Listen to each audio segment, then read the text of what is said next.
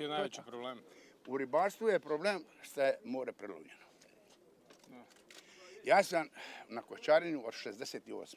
još uvijek aktivan. Znam, ako koga je interesira, neću spisak od ukupne stanice, ovdje dole što smo imali na Školjiću, kad se nije moglo di škampima. Jednostavno, nije bilo tržišta, viš koliko se lovilo. Danas, u ovom razdoblju od nekoliko godina, to je jednostavno, ne samo da je uništilo. Kaže gore na sjevernom Jadranu isto da nema baš To je jedna stvar. Ima nekakvih stvari koje nisu to, zato bi dobro bilo malo što se ono kaže periferiju poslušati. Gdje je izlovljenije, u ovih prvih 12 milja prema obali ili... Sve. Nažalost, sad je već sve u pitanju. Ševan Milanović, sve je to izlovljeno od A do Ž, samo što je velika korupcija se uvukla i velika mešetarenje od strane, a nazovimo i velikih ribara. Nisu to nikakvi ribari. To su ljudi koji su došli do šoldi, do kapitala, ne zna se ni pitaj gospod Blaženo što se kaže, otkuda. I oni su jednostavno nametnuli taj teror na ribarstvo i njemu je u interesu da on osvaja, da on dobiva, da on ribu lovi mobitelom, on ne lovi sa kočom, mobitelom. To su se počeli ljudi baviti koji nemaju veze s ribarstvom, preko mobitela ribaju. A to je od 365 dan da 364 dana radu osim Božića, to je apsurdno na ovo malo mora. Ljudi sada, vidite sad jedan apsurd, da veliki nazovimo ih ribarima, ja ne želim se spomenuti.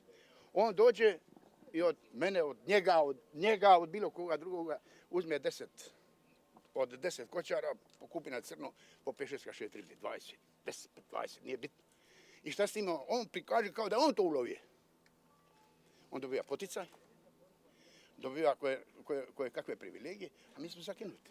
Mi lovimo ribu koju smo posudili od unuka, a ne ribu koju smo naslijedili od starih, jel' tako, Barba-Miro? I danas sutra, to, nažalost, to će se tako... Sve što su ovi ljudi rekli, to je gola istina. A to je da je Jadran more koje je apsolutno biološki ugroženo. Malo je more, malo. Sam ja ušao, bilo nas je 300, a sad nas je velikih brodova negdje oko 800.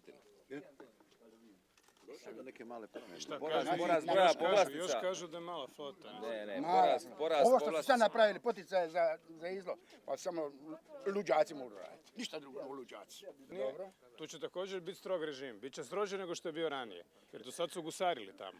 Dakle, Italijani sad, ako ćemo baš govoriti. Ne moramo staviti narode u teror i diktaturu, to je najgore šta. Teror i diktatura, to mi najviše mrzimo. Ali volimo red. Ovo što se radi, ovo je kriminal od posle. Ako se uspenjete na pjedestal, onda ćemo o tomu raspravljati.